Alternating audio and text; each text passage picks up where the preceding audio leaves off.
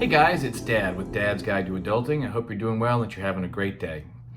Today we're going to talk about an unhappy subject, but one that all of us will probably have to deal with at some point in our lives, and that's car accidents. Before talking about this, one quick disclaimer. As with all the videos that we have on the Dad's Guide website and YouTube channel, this is not going to be legal advice. This is the same advice and information that I provide to my own young adult children, and it's based on my experience as a driver and as a father. If you have questions about an accident that you've had or about how to prepare for one in your own state, and you want to talk to a lawyer there, go ahead and do that. Just remember, this is not legal advice. So a car accident is something that can happen to any of us. In the 40 years or so that I've been driving, I've had a few. I don't know anybody who hasn't, candidly. I've been lucky so far, not very many serious ones, although I did get hit by a car back in 1999 and got this rather attractive scar on my forehead. But sooner or later, you will have a car accident, so it's a good idea to be prepared for it and know what to do ahead of time. There are two things you can do to get ready for the time where you may have a car accident. And the first one is to make sure you have good auto insurance. It's really, really important to have an auto insurance policy in place. Now, most states require you to have it by law, if not all states, but some people decide not to do it. It's a very bad idea. It's well worth the cost. You're going to want an auto insurance policy if you have a problem. In addition, you're going to probably want to put together a checklist. In the stress and the chaos that occurs after a car accident happens, you're not going to remember everything you should and should not do. And so it can be very helpful to put a checklist together ahead of time. Keep that on your phone or keep it in paper in your glove compartment so you've got some guidelines of what you should and shouldn't do. We've got a couple of links on the website to some good checklists that appear to be out there, and feel free to choose what you think you like. You can also use this outline if you want to put together your own checklist. So the first thing when an accident happens is, and this can be hard, don't panic. Stay calm. The more stressful and the chaotic the situation, the more calm you want to stay and think clearly. Don't scream, don't yell, don't make accusations about other drivers, don't yell at them. Stay calm and quiet and quickly assess the situation. The second thing is absolutely never leave the scene of an accident, even if you made a bad mistake and you're at fault. If you leave the scene of an accident, that can result in criminal charges for you, and it makes it look like you're avoiding responsibility. It's never a good idea to leave the scene. Stay there, try to help people, and do the best you can. Remember, we all make mistakes, and don't run away from it when it happens. Next thing you want to do is determine if anybody is hurt. Make that assessment pretty quickly. If you're hurt or other people are hurt, immediately call 911. Tell them that there's been a car accident. Give them the location of the accident, how many cars are involved, if there are injuries, if you need the fire, the police, or medical. You don't need to give the 911 operator a detailed description about how the accident happened. And remember that the phone calls are recorded, so that may not be a good idea, but give them everything that they need in order to send you help right away. Keep in mind also that because there could be criminal charges arising from a car accident, you don't have an obligation to speak to the police at all. You can say, I would rather not answer questions about this right now.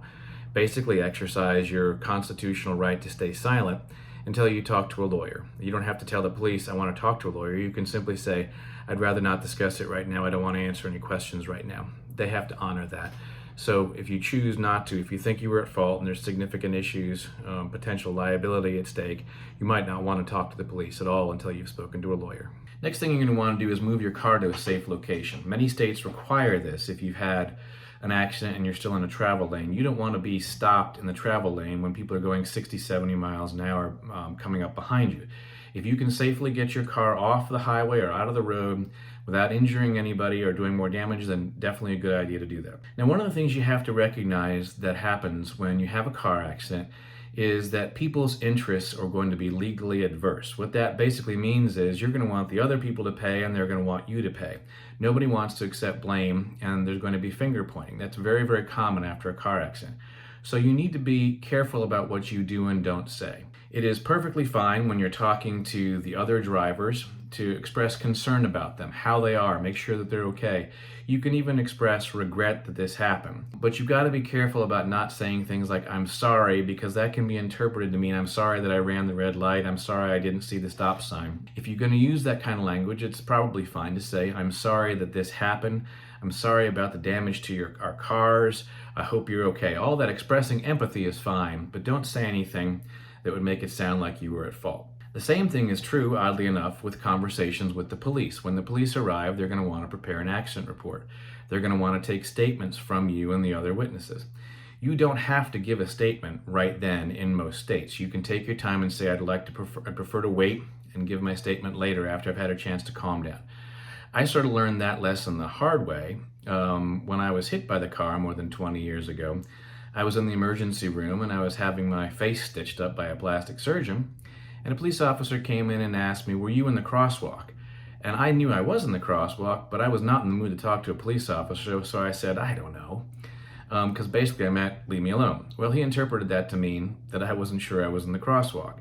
Some witnesses said that I was. Some witnesses said that I was not. So he ended up charging both the driver who hit me with failure to yield to a pedestrian in the crosswalk, meaning I was in the crosswalk, and he charged me with an offense that boiled down to darting in and out of traffic. Rather ridiculous. We had a little mini trial. I was acquitted. She was convicted, and she ended up paying, her insurance company paid for my damages.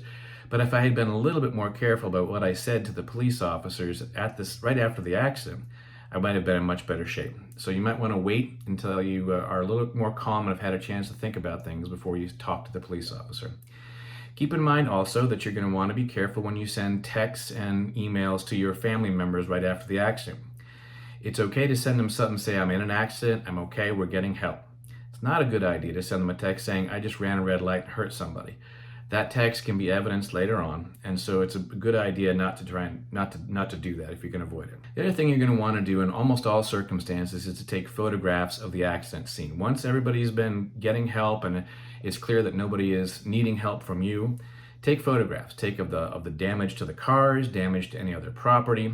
Take photographs of the license plates, skid marks, the location. All that may come in handy later. It can also be helpful to take photographs of the other participants in the accident, particularly if they're not injured. Because what sometimes happens is if somebody doesn't get hurt after the accident, but they decide later, hey, this might be a great idea to get some money, they could claim that they've got a back injury or a neck injury. All those sorts of things are known to happen. If you've got a photograph of them walking around perfectly fine after the accident, that can be helpful. The other thing you want to do is exchange insurance information. You should have your auto insurance card in your glove compartment or a photograph of your auto insurance card on your phone. Good idea to have both. You can give that information to the other drivers. You should get that from the other drivers and the other participants involved because you're going to want to have their information. It's not a good idea to give anybody a photograph of your driver's license. That has other personalized information on there that you might not want to give up. Could help with identity fraud. They don't need your address and that sort of thing. They do need your insurance information and phone number. If there are any witnesses who saw the accident that you think might be helpful, sometimes witnesses will stick around for a second to make sure everybody's okay, but then they'll go on their way once the police and ambulances start arriving. If there are any witnesses you want to testify later that it was the other guy or the other person who drove through the red light, get their names and phone numbers ideally before they leave if you can. The other thing you're going to want to do, and this is very important, is to promptly notify your insurance company about the accident. Insurance policies almost always have a provision requiring you to give notice, meaning let the insurance company know about something that has happened promptly or pretty quickly. You don't want to wait. You don't want to hide it under the rug. You basically want to contact them and let them know what happened. Remember that if you are at fault, they are there to help make sure that your damages that you've caused to other people are paid by them rather than primarily by you. The insurance company will also want to take a recorded statement from you. Always be honest in that recorded statement. You might want to talk to a lawyer depending on the seriousness of the accident before you give a recorded statement to the insurance company, but recognize that whatever you say to them should be truthful and may end up becoming evidence later depending on the circumstance. Most cases don't end up leading to big trials, but some do, and that can happen. Finally, the last thing is get a copy of the accident report. The police will prepare a report. It'll be an official government document. It'll have witness statements, a description of the location, and that may come in very handy for you later. Your insurance company may well want a copy of that. You can get that usually from the local police department. So that's the summary of how to deal with car accidents. I hope you never have a serious one. If you do have one, be ready for it ahead of time. Don't panic, stay at the scene. Make sure you're careful about what you say and make sure everybody there gets help quickly. Now, our next video, we're going to start talking about buying and selling cars, which is a much happier prospect. Until then, remember, you got this.